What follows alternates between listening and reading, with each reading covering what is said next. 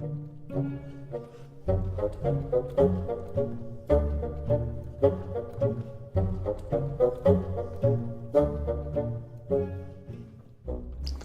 guys, and I'm back with this review. I know it's been a long time since I've done a review, and this one is a J50 by Hornby, and it's the new one. As many of you know, I had the old Lner one, and I gave it to a mate on Facebook about a year ago.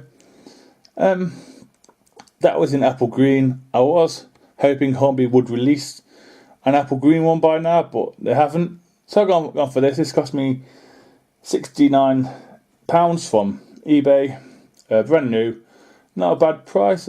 But at the time of recording, Rails of Sheffield do a bargain one at £60, and I believe that includes free postage. If anyone wants to get one cheap, there you go. Hornby normally charge, what is it, £90 for one, £100 sometimes. So yeah, before we get into it, some model information, and then I'll show you some stuff.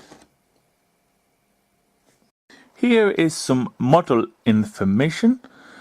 Finley and Smith produced a 3mm scale kit of a J50.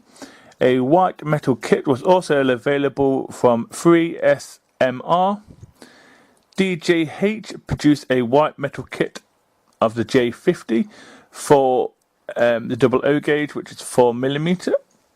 Continuity kits sell brass kits of the J50 for both double O 4mm and O 7mm scale. Ace Productions sell kits of both the J50 and the J51 in O, which is 7mm scale.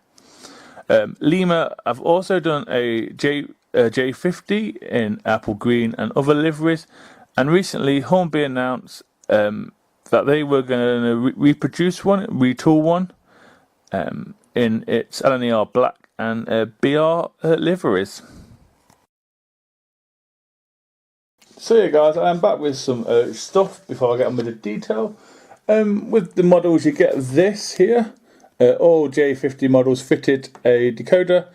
As people know, I am not the most mechanically minded person, and I'm not 100% sure if this affects me or not. This is the DCC ready one, so I'm guessing it doesn't, but I could be wrong.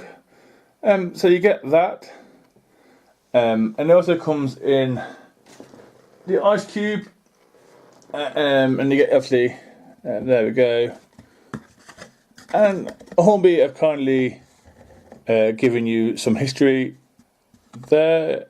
If you want to stop and read it, you're more than welcome. But this is interesting down here of what the bottom paragraph here about the locomotive that they model.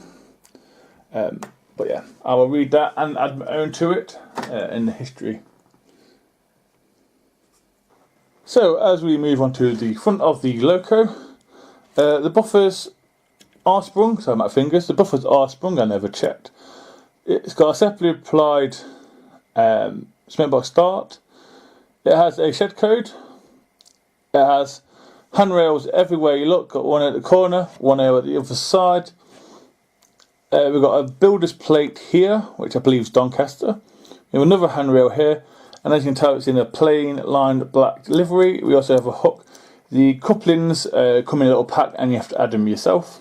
As we move on to this side of the model, like I said, it's got handrails here and a long one along there. It has some along the steps too, and it has several lamp irons too.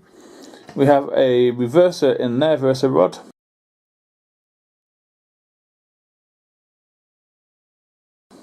We have fine steps and also gold piping over here. We have the early emblem badge for BR, and we have the number, and we have the power classification over here.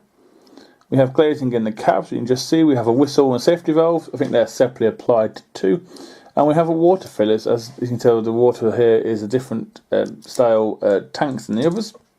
As you can see in the cab, Hornby have done a really good job of painting the reverser, the dials and all the rest, the regulator. So as we move on to the back of the logo, yes, I've got to use my torch as you can't pick it up because it's in black. We have, I think it's 6 lamp iron hooks there. We have a hook for the chain link as 2. We have metal sprung buffers. The coal is removable. We have glazing in the front and the back of the cab. Overall, it's a nice model. Here is some information on the class. The Great Northern Class J23.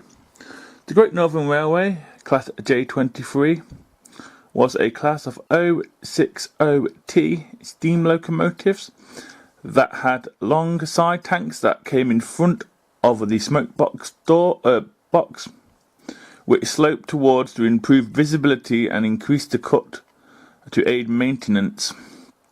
40 were built by the Great Northern Railway between 1913 and 1922, a further 62 being added by the Lner between 1924 and 1939. They had the nickname Submarine. The power type is steam. The designer is Sir Nigel Gresley. They were built at Doncaster Works and Gorton Works between 1913 and 1939. 102 were produced. The wheel configurations are 060T. They are a standard gauge. Fuel type is coal. They have cylinders, and there's 2 inside. They operated under the Great Northern Railway, the London North Eastern Railway, and BR. The Great Northern had a power classification as a J23, and Lner had a J50 and J51, and the BR power was a 4F. The route availability is 6. All original locos were scrapped, but number 68905 replica is currently planned by the J50 loco group, but as of November 2015, no progress has been made. Here is some information on the loco I just looked at. The Lner 1924 number is 1037. The Lner 1946 number is 8959, and its BR number is 68959. There is a class J50/3. It was built at Doncaster Works, and it was built with steam brakes. It was built on the 30th of the 11th, 1926, but it was withdrawn on the 31st of the 8th, 1961. It would be cut up at Doncaster Works on the 30th of the 9th, 1961. It would have a service life of about 34 years and 9 months. Here is some shed codes. Its first shed code of the 1st of the 1st, 1948 was Bradford, Hamerton Street. And then it went to 56B Osterley on the 19th of the 10th, 1957. Then it went to 51F West Auckland on the 14th of the 6th, 1958. Then it moved to the 51A Darlington on the 24th of the 1st, 1959, and then it moved to the 56A Wakefield on the 25th of the 7th, 1959, and finally it moved to 56F Lowmore on the 7th of the 5th, 1960. A bit of a side note here, it ran away with 7 coal wagons on November 1956. So yeah guys, next up will be a second radius test, which I'm 99% sure it'll do it anyway because it's a 060, and points test.